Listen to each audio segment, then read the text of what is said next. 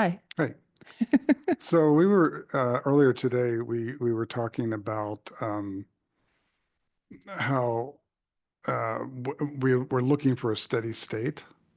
Indeed. Oftentimes we think there's a steady state to be achieved, but We pretend there is a steady state. yeah, but you were suggesting that there may be some kind of expansion contraction, with the contraction being the sort of the sense of self or personality. I think this is what you're saying. And That I is what I said, was saying. Yeah. yeah, and then we got off to other things.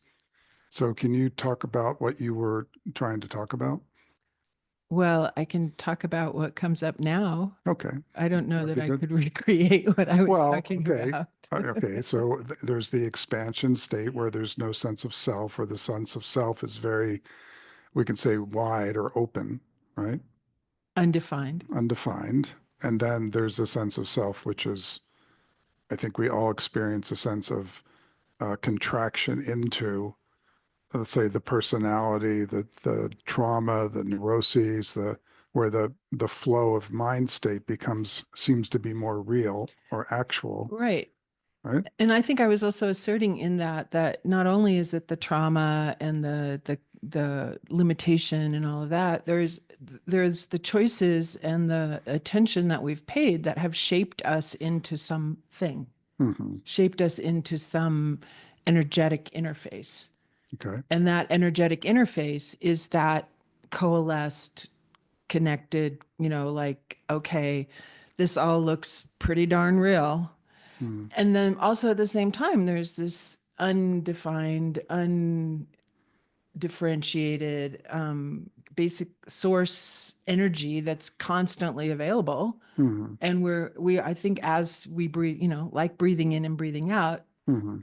what is it that Buddha said? The on-off cycles happens like 100,000 times a second or something like that. And nirvana is being able to pay attention to the off Oh, cycle. okay. Right? So that if we consider the energy of the individual as being off when it's in the expanded state, Yeah. and then the individual is on doing whatever the individual does, is the on state. What do you think about that? Yeah, well, so I'm a little questioning this model. Okay. I'm not challenging it so much as I'm questioning it. So that space where of the undulation into the kind of contraction, or let's say more compression, right? That space. Are you suggesting that that's a kind of has as much actuality as the expanded space? Well, it kind of depends on how you're using actuality. I mean, Well, if you you're strip, asking me to define that. I kind of need to know what the well, okay. So definition is. actuality to me is when you strip away all the conceptualization, right? Then I would All say the no. narrative, all okay, know what? Well, because it's limited, because Mm, it's specific, yeah. because it's unique, it does not match actual in your definition, because Hmm. your definition of actual is the undifferentiated. Yeah. Okay. Well, so this is what I'm trying to get to, is that the differentiation that you're talking about, which I thought you were saying was kind of a natural movement of life, to sort of the Yeah, energetic space consolidates into like a point or a location, and then it sure. expands into undifferentiated. And I'm just going to give you an alternative model, Okay. which we can talk about, which is that the contraction into that location is actually where the expansion energy really meets the resistance of what we would call conceptualization. So an idea, a thought form, Sure. resists the expansion. That gives it location. Right. But the nature of thought is it's insubstantial. And so this is, I mean, maybe this is a very fine point that I'm trying to get to, but Well, let's go into that, yeah. because I mean, not that I'm an expert on thought. I'll Well, we're all experts on thought.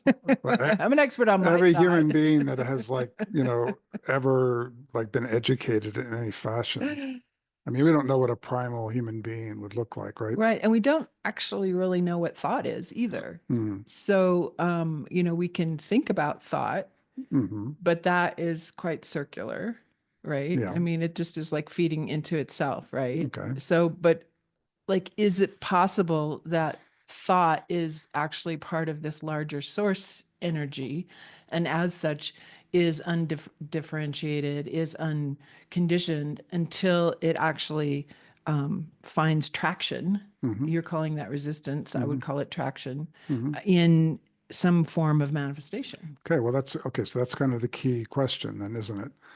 Is thought. So we all have this thought stream going on, and it's, Indeed.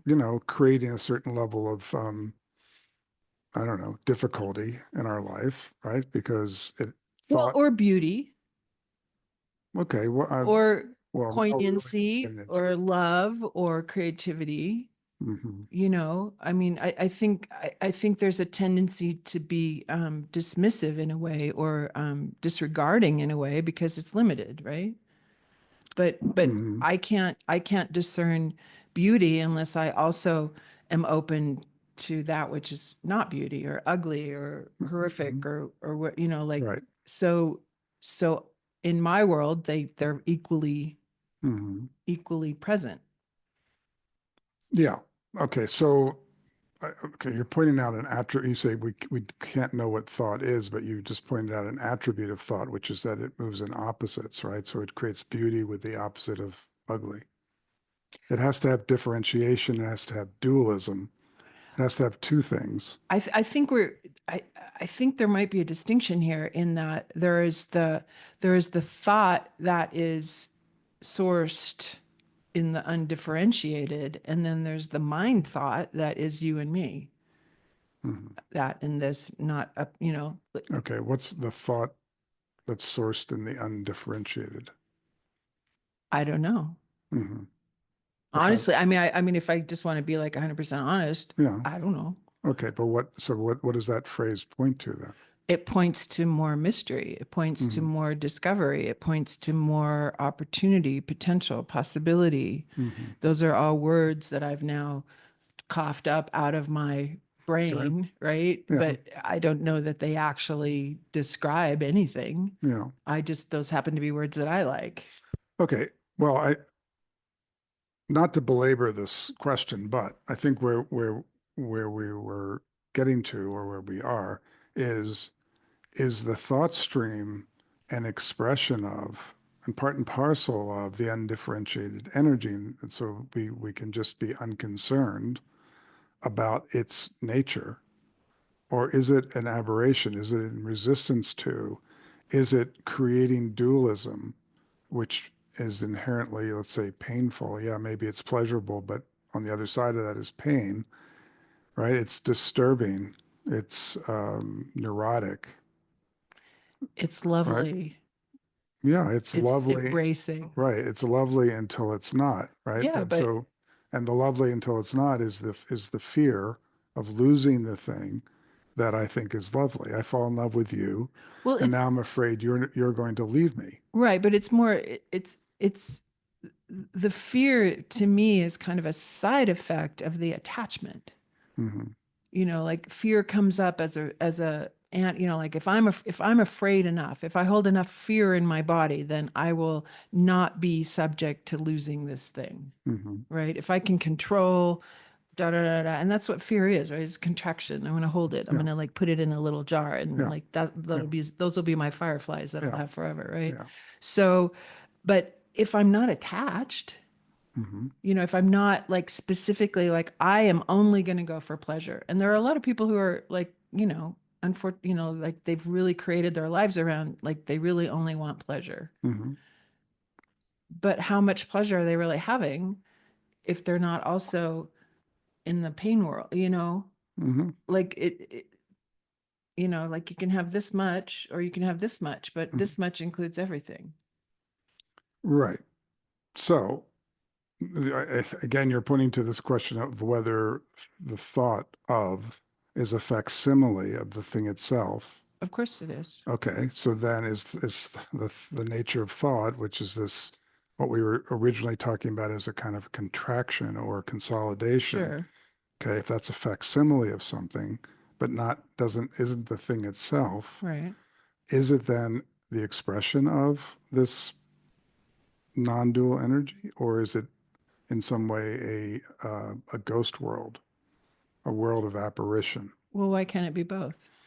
I'm asking you. Okay, if it's Okay, well, both, to me, it seems then like it's both, okay. like it's sourced from a place of unity. It's sourced from a place of, again, these are words that I'm Mm-hmm, saying, I can't mm-hmm, say. I'm like, oh, I know what I'm talking about. Blah, blah. mm-hmm, But, but to me, it's like somehow the acceptance of the paradox of the two, mm-hmm, like frees you up to like not care about either in a way. mm-hmm. And, and aren't we talking about being Okay. present and being available and being moving with this creative flow we're calling Mm-hmm, Eros, right? mm-hmm, Like mm-hmm, how do we avail ourselves into that? mm-hmm, And one possible way is to not put too much, like not focus too much, not put too much energy on our own thoughts, mm-hmm, or even the grandiose idea that thought comes from source or anything like that, and mm-hmm, and be present with what's actually happening. mm-hmm. Okay, so present. So I'm just my executive summary of what you're saying is that thought is an apparition, and we don't need to be drawn into it. Or we can play with it as much as we like. Okay, So, tell me about that. well, this conversation is a bit of that play, eh? Mm-hmm, mm-hmm, We're like using words, we're like mm-hmm, trying to like circle around something, we're trying to, like, mm-hmm, like thought is present, right? So mm-hmm. it's kind of a toy. Okay. I'd say most people feel like thought is a burden. It can it's a certainly it's a, feel that a way, space of torment. right? So It's like how, trying to put Lego together without the instructions. yeah, well, no, but it has these qualities. I know there's like the beauty and the love and all that stuff, You're but so dismissive. I love that. well, because to me that's not. I mean, okay, I'll just say where I'm at on this, which is the love that has an opposite is not the love I'm looking for. Okay, that's clear. Because the burden of that love that has an opposite is the knowing that it's in decay already, that it's already encapsulated in fear. It has to be protected at all times because that love that has an opposite, the opposite is already there. And so it's not the actual love. The actual love doesn't have an opposite. And this is where the question circles back to, is the consolidated thought form, which we can say has opposite, whatever it is, has the opposite. If it's pleasure, there's pain. If it's love, there's the loss, right? So is the tantra of the erotic movement simply being in that world of opposites, fully in it? Like I'm in love and I also have a broken heart. Mhm. Like both of those things. Is it that space of paradoxical embrace, or is it that world of opposite as a ghost world that doesn't have any existence actually, other than our attachment to it? And without that attachment, it just is vapor. And now, when I say I'm in love, there's no opposite to that. Like that space doesn't have any decay to it. It doesn't have any requirement to it. It doesn't need to be requited. It doesn't need to be responded to. It has inherent beauty that has no other thing than itself. I completely hear what you're saying. Yeah. And to me, that is the experience of that undivided place. Yeah. The source energy, it's like blah, blah, blah, blah, right? Yeah. It's that thing, right? Let's Yeah. call it Fred. you Yeah. know. Okay. Um, and the question is it possible to be in contact with that and also be in contact with the differentiated world, Hmm. like in that breathing in, breathing out? Because in some ways, that's, being in that place, Hmm. like, so what? Which place? The This place. like, being, like you can, sometimes you can, I don't know. I don't know how people get there, but there's a sense of this expanded, connected to everything. I'm just bursting in love, and it's like such an amazing feeling, whatever that is. Or it's just that still spot that is nothing, right? So there's, it has all of that in it. So, and probably a million other things that I've, I'm not able to blurt out here. Yeah. So that, that is actual, right? That exists. That is present. So what can you do with that? Because here we are. We're in this like different, we're in this, there's there's space here, right? Or we believe there is, right? So that's real as well. So, I'm not sure how you get to what can we do with that. Well, you can't. You can't. You can't do anything with it. Right, but that's okay. So let's just go there. So then we're in this undifferentiated space, right? Or we could say we don't get swallowed up in the apparition. Okay, you're gonna have to use some different words because I'm trying to made no find sense to me. something. Okay, so the conceptual world may show itself, but it doesn't have a quality of actuality to it. It has like a dream quality, or a quality that is insubstantial, right? Well, I think there's a lot of people who would beg to differ on that. Well, okay, but then it's a different exploration. I'm exploring what you're talking about, which is this undifferentiated space. I'm talking about the connection of the undifferentiated space into the differentiated space. Right. So you're suggesting that okay, that whatever that traction or that resistance or whatever that has been called creativity or eros or whatever. Yeah. So I'm with you on that. Okay. And I think you're suggesting that the what I'm calling the apparition of selfhood, or of dualism. Yeah. That is the space where doing happens. Correct. And play. Play. Okay. Play, doing, whatever, creativity, right? Like something actually moves. Okay. Something actually moves. Yeah. So we can only, okay. So first of all, we can only know that by remembering it, right? Because you have what by remembering that something happened, that there's a doing. Because let's just give ourselves Alzheimer's and like have no short-term, long-term memory. But I think life is still moving. Okay. Whether I'm paying attention to it or not. Exactly. Okay. So let's circle back. So this is so this is where I'm going with this, is like we have the idea, because we get sucked into dualism, that I'm doing something in this apparitional world. Like you said, the space is here, there's you there, there's me here, and now we're going to interact and we're going to do something. I'm not rejecting that. I'm simply exploring that. Of course. By asking the question, is that true? Is that actually what's going on? Is it possible that that apparition is, let's say, a debris field that we're associating with the doing? It's like an alternative way to see this is there is the undifferentiated. It manifests. That manifestation is like unknowable because it doesn't have time. There's no time, there's no causation, there's just occurrence. No, wait a second, let me just follow this. Okay. Hang in there with me. Okay, because you're already like going elsewhere.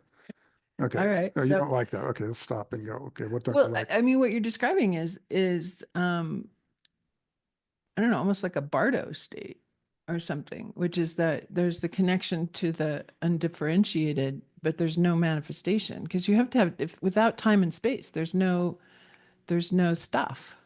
Right. Okay. So I'm saying Yeah. the actual world, the actual universe there is no stuff. Or Well, I think that quantum physicists would agree with you that like up to 99.99%, yeah, like, but there is yeah. that 0.0001%. What's that? No, I think they would agree with me entirely, which is that it takes an observation in their world. They would say the observer creates the phenomenon. It changes, it alters it, it makes it into thingness. Okay. And without that, there's nothing measured. So the only way they can connect to that is by measuring it. So the same thing I'm about to say, which is that there is no thingness. It looks to me like, okay, I'm just speculating here, Of course. um, because maybe this is an unknowable, Yeah. right? There are those things that are unknowable, and this may be one of them. So if the space that I occupy looks to me like the thought forms are actually without substance, they have no quality and no thingness, no substance. They have no substantiation without my the codependent arising of selfhood, me, and object, the thought, and its projection. Like that's how the world gets created over and over and over again. Without that occurrence, the world of thought doesn't have it doesn't have any existence. Okay.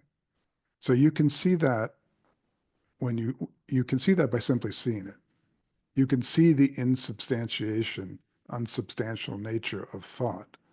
You know, you can do that in deep meditation. You can do that in, I don't know, just walking down the street. Mhm. Okay. I mean, it doesn't take a special Right. technique, but most people will have to like strip out all the, neurotic activity that their brains are engaged in to be able to see that. So it's not just an idea. But let's just say you see that. Now you're in this undifferentiated space. That space is constantly manifesting, Okay. but that manifestation doesn't have um, any quality to it at all. It's simply energy. Right. But what So, about the viewership? right. Well, this is the mystery and maybe the paradox Okay. is that that space of nothingness Mm-hmm. has something in it. There's a paradox there. Okay. Okay. So this is where the measurement and the creation of substance comes in. It's like something is in contact with that nothingness. Okay. Now, I'm using the word resistance because I don't have a better word. And It I'm doesn't using really, traction, yeah, but maybe yeah. it's the viewership. Maybe it's the actual um, perception, or the actual um, it's not the right word, apprehension hmm somehow hmm that creates that opportunity. Right. And this is really mysterious because in the universe, which has nothing in it at all, Yeah. and whatever is arising in it doesn't have time, location, meaning, doesn't have all the attributes that we normally ascribe to reality. Doesn't have Indeed. that, right? Indeed. And yet something arises in that, and I think we can call it consciousness or measurement or awareness, okay? But that's a mystery also. Now we're saying a mystery arises in a mystery. So we're in double mystery here. Yeah, This it's is the like, old Russian doll thing, yeah, it might right? be the end of any conversation about this. Like, let's just go Okay. back to religion, okay? Zeus, there was Zeus, and out of Zeus came, Athena, and God came and yeah, smote the people. yeah. So this is where Yeah. you go, okay, that's pretty mysterious. I think I'll just have a God, and then I'll convince you that God is real. Yeah, or Uh, I might just start dancing, or I might just enjoy a beautiful cup of coffee in the sunshine or something. I think that all these things are like you say, mysterious for a reason, you know? mhm. Like, Okay, that's okay. Good. but because if not, if it wasn't mysterious, what would be the point? Like, why why would we go through all this Well, falderall? I'm not quite convinced that, first of all, there's a reason for mystery. But second of all, mystery is only relative to like an idea I have, right? That's not matching up with what's the actual. And so rather than go, oh, it's a mystery, I would rather go, well, my ideas may be, not right. Like I'm Well, they're convinced. probably not right. Yeah. So then if I discard my ideas, Okay. now I'm back to the thing itself, which from what I mean, the map that I'm drawing out here, which is that there's nothing, there's the energy of the universe, which is nothing at all because it But doesn't, appears to be moving. okay, so, well, Yeah. we have to get to that moving Okay. part, right? Sorry, We I'm haven't got jumping there yet ahead. because we got nothingness. Okay. But in that nothingness is this thing let's just call it consciousness for want of All a right. better word, right? Because Okay. I mean, look, many people are trying to figure out what consciousness is, and like They really can't. nobody can No, figure it out. I don't It's a really know really what it is. interesting question, which we could Yeah. probably get somebody, some philosopher or something on here. But there's something which has um, its nature is to apprehend. That's what we could say. Yeah. Okay. Now, people confuse that with awareness, which is a whole nother storyline. So Indeed. let's just say consciousness is somehow uh, occurring in that emptiness. So we could say consciousness is empty. We could say emptiness is conscious.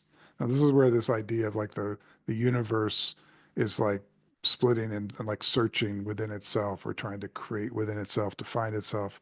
You can see where this idea of or the paradox of emptiness and consciousness could look like two things. And that's simply because we cannot conceptualize it.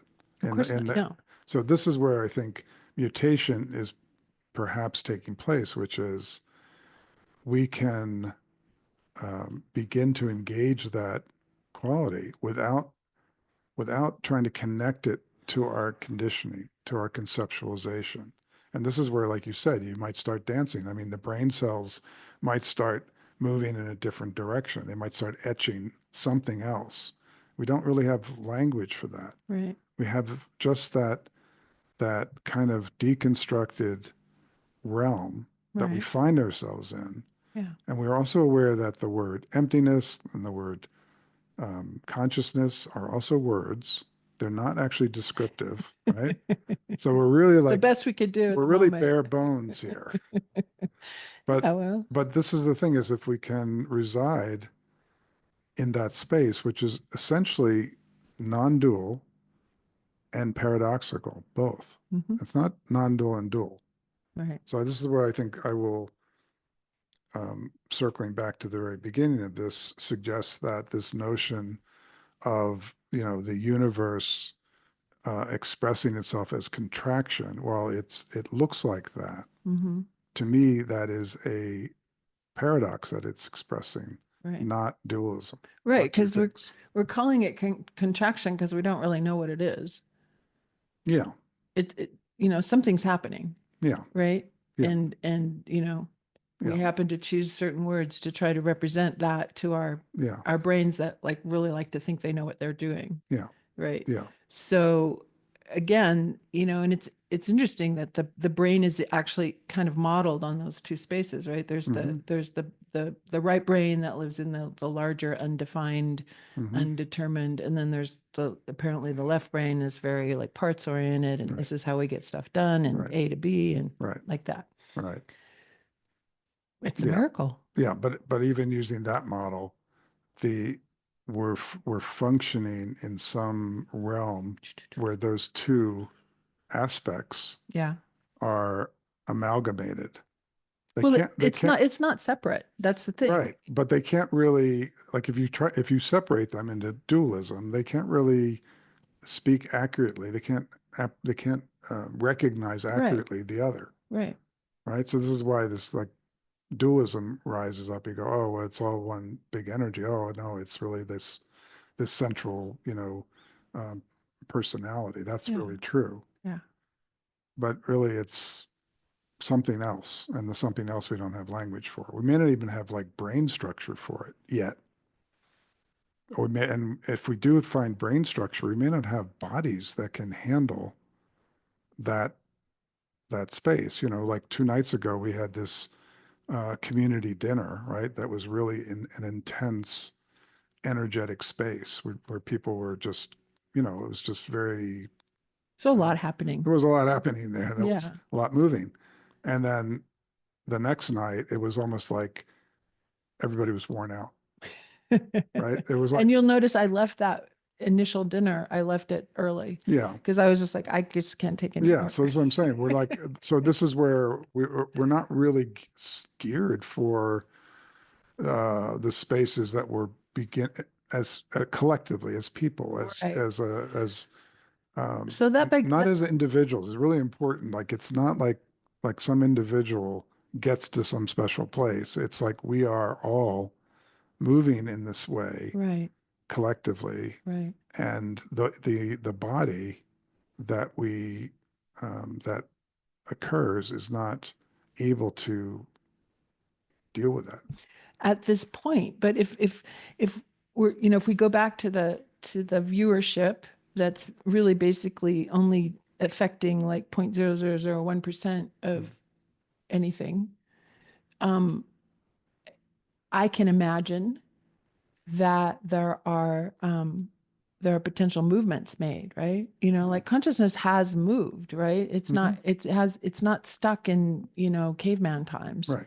When we were intuitively driven by I'm hungry, Mhm. I want to have some sex, I Mhm. want to go out and punch something, Mhm. or That pretty much describes my life right now, but okay.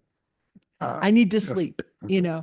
So we've kind of gotten to this point where we've gotten like very entranced with our own process, right? Mhm. Like we've like the mind has like reared itself up. It's created this frontal lobe that thinks it's something. Mhm. And now what? What is the potential past that, Mhm. right? Can Mhm. can we actually let it open up? Right. Can we actually go back to a more intuitive, curious place Mhm. with a bigger tool belt? Yeah, and I think that's the experiment or the exploration that's Yeah, going on, but I think it's a transpersonal exploration. That's the thing that's kind of interesting to me, is that if I go back in my own existence, 40 years, it was about sitting in a solitude, like right, deep, deep, deep right. sitting, going deep, deep, deep into the Yeah, nature of things, like in deep solitude, like right. no connection to anything. Now that solitude looks like irrelevant, you know.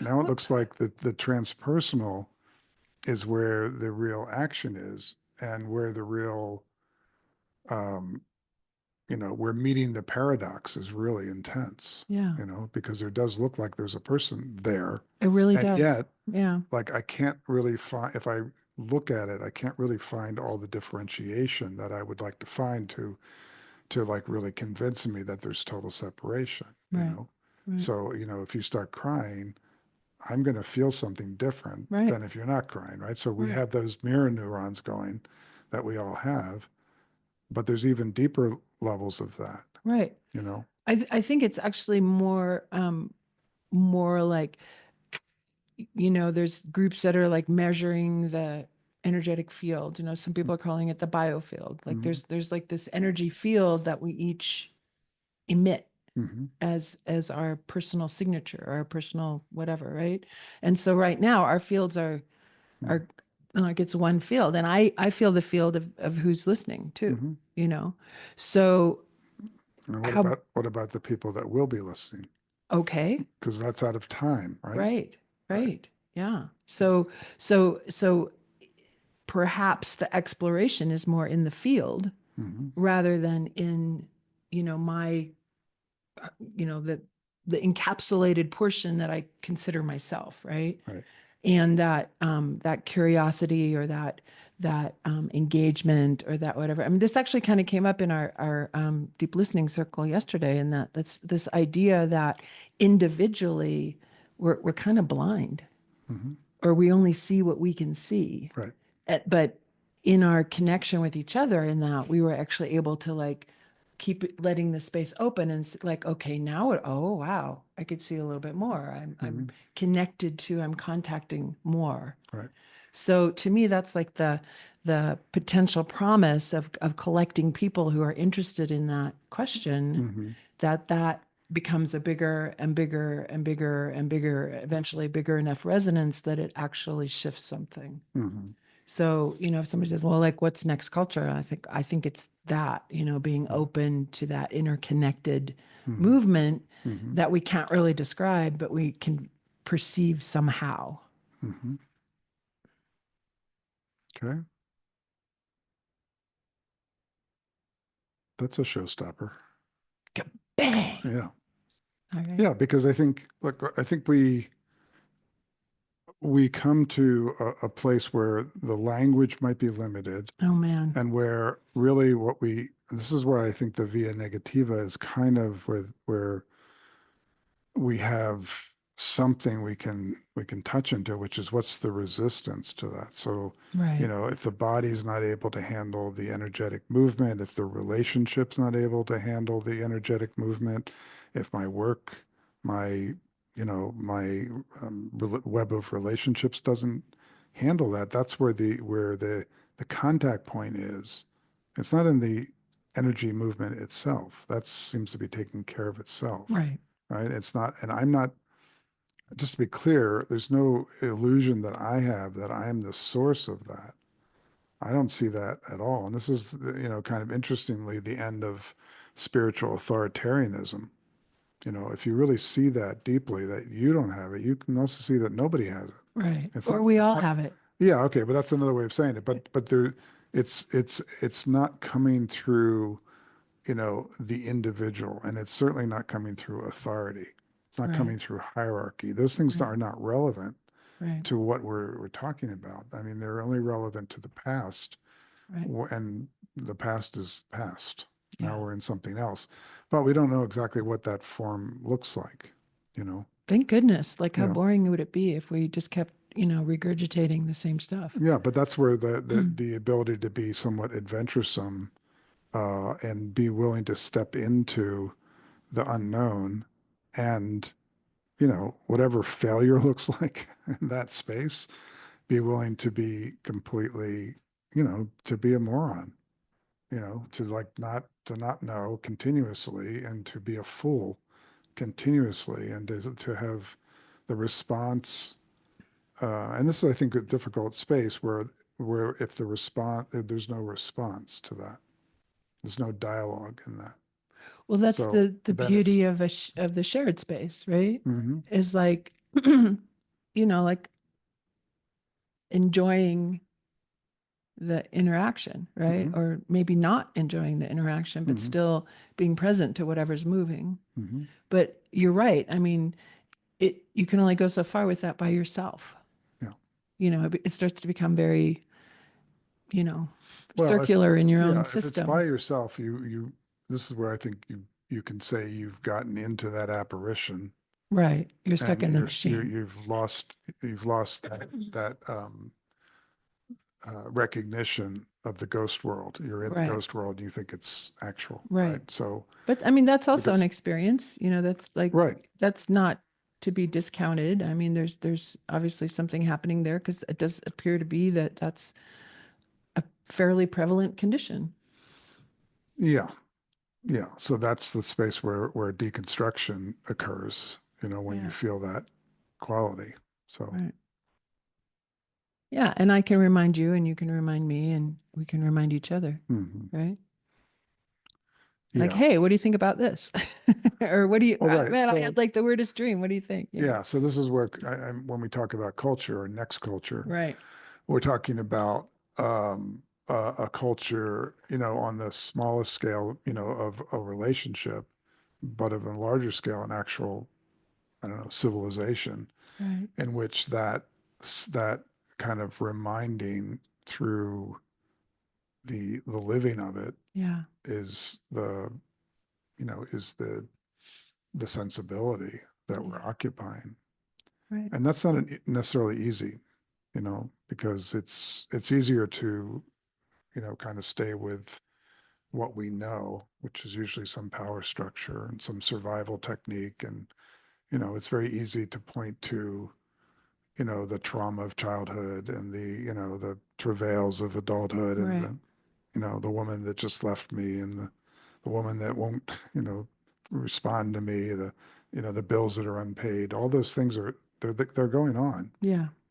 But there, you can address all those things really by seeing that they are insubstantial, that the actual sustenance of our life is in that dialogic space. Yeah. So, but that's a shift. It is a It's a shift. shift. It is a you know. shift. But we're in a big shift. There's Yeah, a big shift happening. yeah, And I think most everyone's feeling it. And some are, running more deeply into their belief patterns, yeah, and others are running into the unknown. yeah. And, we'll see what tips the balance.